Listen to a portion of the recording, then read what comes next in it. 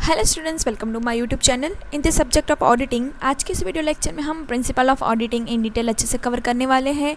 Last में मैंने आपकी टेस्ट भी रखी है जहाँ पे मैंने ट्रू एंड फॉल्स भी मैंने कवर करे हुए हैं इसी टॉपिक के साथ। तो आपको डायरेक्टली ही टॉपिक समझ के तुरंत ही आप कोई एग्ज़ाम टेस्ट या फिर MCQ ऐसा देते हो तो आपको थोड़ी नॉलेज आपकी ब्रशअप हो जाएगी। ठीक है, तो वीडियो को अंत तक ज़रूर देखिएगा और अगर आप पहली बार चैनल पर आए तो ज़रूर से सब्सक्राइब कर लीजिएगा। लास्ट वीडियो लेक्चर में हमने टाइप्स ऑफ ऑडिटिंग कवर करे थे जिसमें on the basis of authority, on the basis of scope, time and the objective के बेसिस पे भी कवर करे थे। और अलग से एक भी वीडियो बनाई थी जिसमें हमने green audit, gender audit and CSR audit भी हमने इन डिटेल अच्छे से कवर करा था। तो वो वीडियो अगर आप पहले नहीं देखा है तो वो ज़रूर से या तो आई बटन में जाके या तो प्लेलिस्ट में ऑडिटिंग की प्लेलिस्ट बनाई हुई है वहाँ पे जाके आप चेक कर सकते हैं। तो आइए स्टार्ट करते हैं वीडियो। Principal of auditing.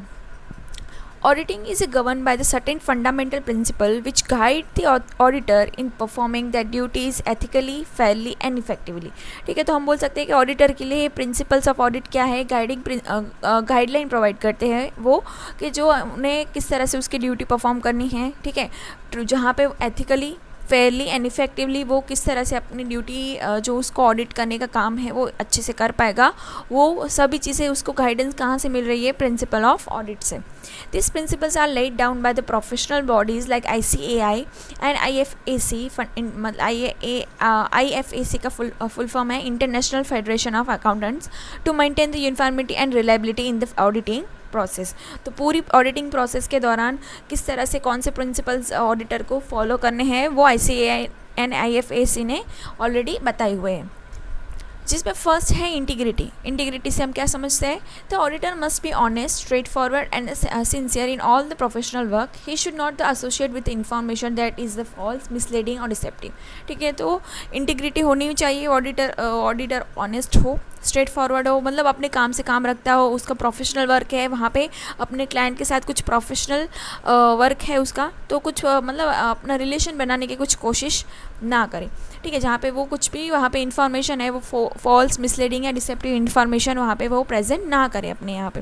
इसका मेन इंपॉर्टेंस क्या होती है कि without integrity the auditors opinion will loss the credibility and public trust.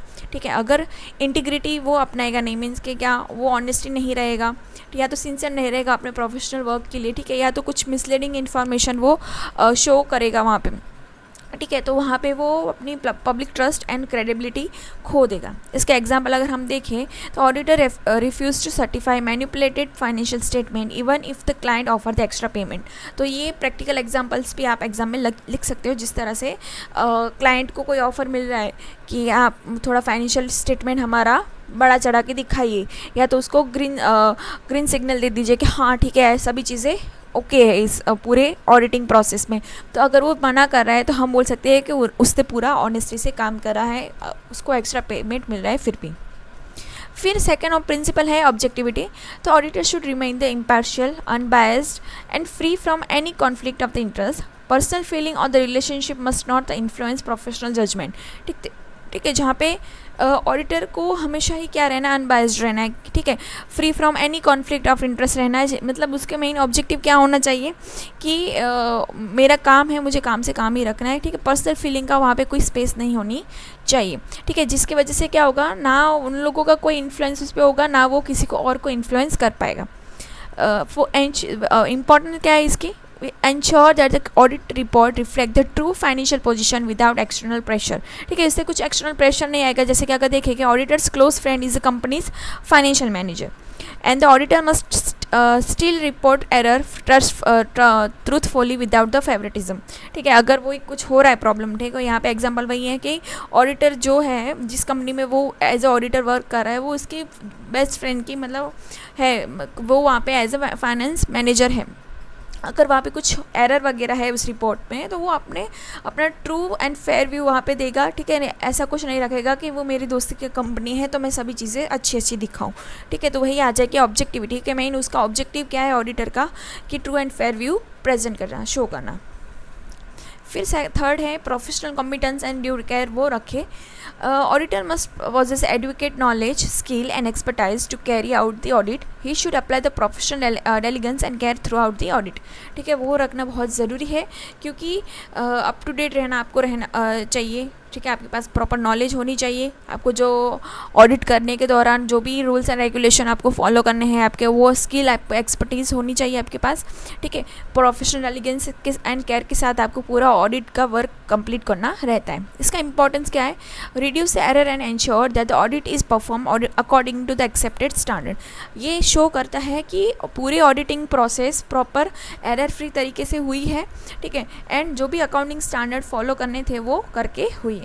इसके अगर एग्जांपल देखें तो using the updated accounting and auditing standard when the checking the financial statement. जब ऑडिटर फाइनेंशियल स्टेटमेंट चेक करता है तो वो जो भी updated accounting and auditing standard provide करते हैं Indian accounting standard and IFRS के अकॉर्डिंग, वही उसने फॉलो करे हैं वो शो करेगा वहाँ पे. ठीक है, तो professional competence and due care उसको रखनी है. फिर एक कॉन्फिडेंशियलिटी, जहाँ पे meaning the auditor must not disclose any confidential information acquired during the course of the audit to the third party unless required by law.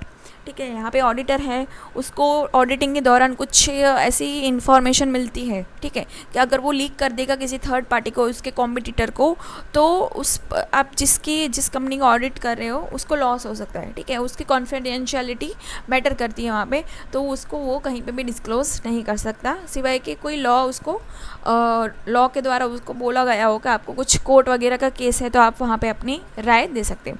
इसका इंपॉर्टेंस क्या होगी? Build the trust between the client and auditor. ठीक है, तो client को आप पे trust होना चाहिए कि आप उसकी कोई भी सीक्रेट रेसिपी वगैरह कुछ है या कुछ नया आइडिया आपने वहाँ पे शो करा हुआ है तो वो आप कहीं और डिस्क्लोज नहीं करेंगे. इसका एग्जांपल ये है, if an the auditor discover a new product idea during the audit, he must not leak into the competitor.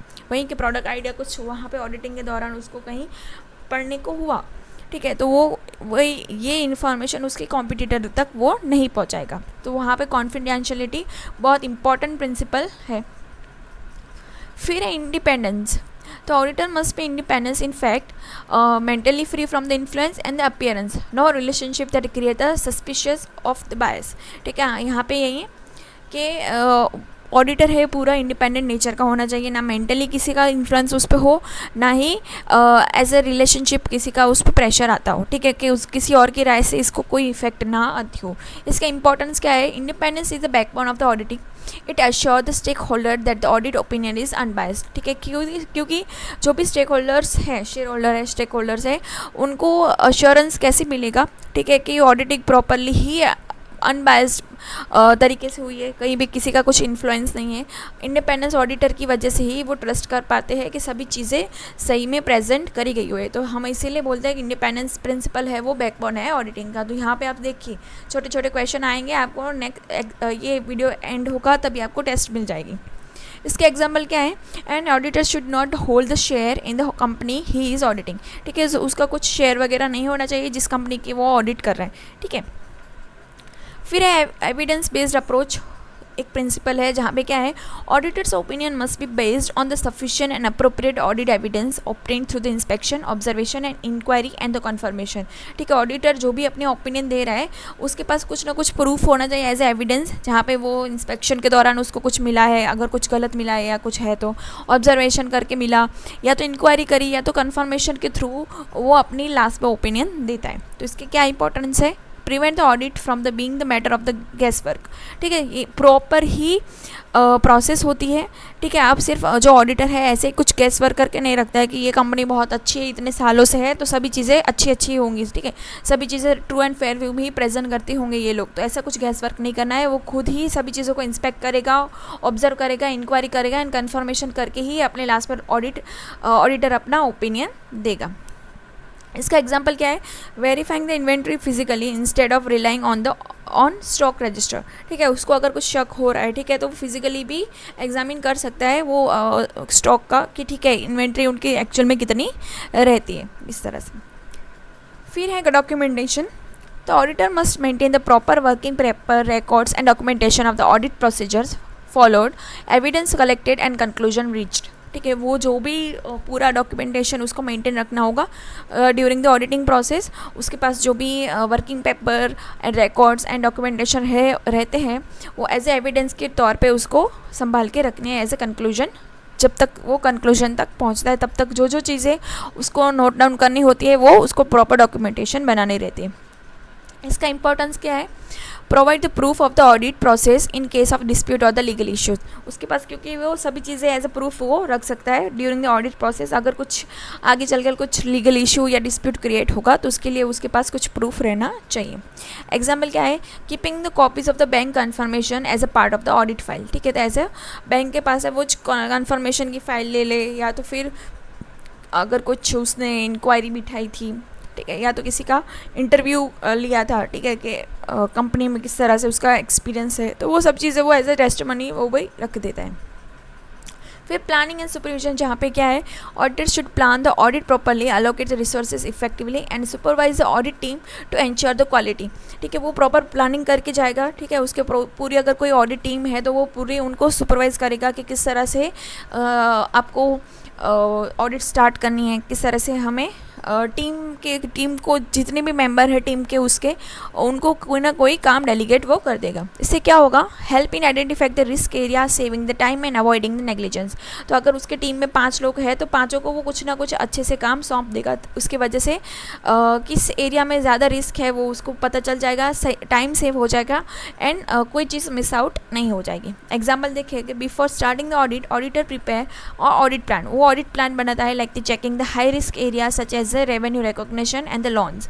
तो इस टाइप के जो एरिया रहेंगे वहाँ पे जो उसके टीम में सबसे ज़्यादा क्वालिफाई एंड एक्सपीरियंस बंदा होगा उसको ही वो जो हाई रिस्क एरिया होगा वहाँ पे वो डालेगा, ताकि उसको टाइम बचे और रिस्की एरिया है तो वहाँ पे एक्सपीरियंस वाला बंदा रहेगा तो ज़्यादा सही रहेगा। फिर true and fair presentation, the ultimate responsibility of auditor is to ensure that the financial statement give the true and fair view of the company's financial position and performance। ठीक है, तो उसका मेन रिस्पॉन्सिबिलिटी यही है कि ensure करना कि financial statement जो कंपनी ने प्रोवाइड करे हैं वो ट्रू एंड फेयर व्यू में प्रेजेंट करे गए हैं। इससे फाइनेंशियल पोजीशन पता चलेगी, उसका परफॉर्मेंस कैसा है कंपनी का वो पता चलेगी। इसकी इंपॉर्टेंस क्या होती है? This principle directly benefit the shareholders, investor and other stakeholder. क्योंकि जिन्हें भी shareholder, investor, stakeholders को कंपनी में इन्वेस्ट करना होगा वो ऑब्वियसली उस कंपनी का ऑडिट परफॉर्मेंस उसका चेक करेंगे कि ऑडिटर ने एक्चुअल में कौन सा ओपिनियन अपना दिया होता है, उसके अकॉर्डिंग वो उस कंपनी में इन्वेस्ट करेंगे। तो financial position and performance true and fair view में उसके फाइनेंशियल स्टेटमेंट डिस्क्लोज करे गए हैं या नहीं कंपनी के, उससे उनको फ़ायदा रहेगा। एग्जाम्पल देखिए तो if expenses are the inflected to the reduced profit, the auditor must qualify the report to protect the stakeholders। अगर प्रॉफिट में कुछ घपला कर रहे हैं वो, ठीक है, कि विंडो ड्रेसिंग वगैरह कर रहे हैं तो वहाँ पे वो रिपोर्ट में अपने डाल देगा कि कौन सी उसकी रिपोर्ट है। ठीक है, तो उसकी वजह से क्या होगा कि स्टेक होल्डर का इंटरेस्ट वहाँ पे बच जाएगा। फिर accountability to the public trust, auditing is just not for the client but also the shareholder, creditor, government and the society। तो audit must be act in the public interest. ठीक है, सिर्फ ऐसा नहीं कि क्लाइंट के लिए ही कर रहे हैं, शेयर होल्डर के लिए, creditor, even government and society के लिए भी ऑडिट होना बहुत ज़रूरी है। क्योंकि जो भी कंपनी है वो सोसाइटी से ही कमाती है एंड गवर्नमेंट को उसको टैक्स वगैरह का भी देखना रहता है। अगर वो सही से अपना प्रॉफिट शो नहीं करेगी तो टैक्स में वो टैक्स एविएशन का चांसेस रहेंगे और सोसाइटी से भी वो ज़्यादा से ज़्यादा रिसोर्सेज का इस्तेमाल कर रहे हैं तो सोसाइटी के लिए भी वो CSR ऑडिट कर रही है या नहीं वो उससे पता चलेगा। फिर which ensure the credibility of corporate financial reporting in economy. ठीक है, तो इससे इम्पोर्टेंस क्या होती है कि क्रेडिबिलिटी वो कितनी कंपनी अपनी कॉर्पोरेट फाइनेंशियल रिपोर्टिंग किस तरह से शो करती है, ठीक है, और उससे इकोनॉमी में कितना फ़ायदा रहेगा। ठीक है, जिस तरह से अभी हमने बात करी कि गवर्नमेंट एंड सोसाइटी को भी आपके ऑडिट कराने से फ़ायदा रहता है। जैसे कि reporting fraud in financial statement to regulator even if management request the silence. ठीक है, अगर मैनेजमेंट कुछ नहीं कर रहा है लेकिन ऑडिटर आके चेक करता है और वो कुछ फ्रॉड निकलता है तो वो अपनी लास्ट में रिपोर्ट दे देता है, तो उससे क्या होगा कि वो तुरंत ही स्टॉप हो जाएगा। ये अपना टॉपिक ख़त्म हो गया। अभी ट्रू एंड फॉल्स क्वेश्चंस मैंने डाले हुए हैं आपकी नॉलेज के लिए। अभी जो हमने टॉपिक देखा ना उसी के है तो यहाँ पे क्वेश्चंस ही डाले हैं मैंने, आपने आंसर कमेंट करके बताना है, ठीक है। 1 2 3 4 5, फिर 6 7 8 9 10, टोटल 10 ये 10 ट्रू एंड फॉल्स मैंने डाले हुए हैं। अपने से पॉज करना वीडियो आराम से, ये देखो अपने से वीडियो आराम से पॉज करो, फिर उसको आंसर दो, ठीक है। तो आई होप सो इस वीडियो से आपको हेल्प मिली होगी। Thanks for watching.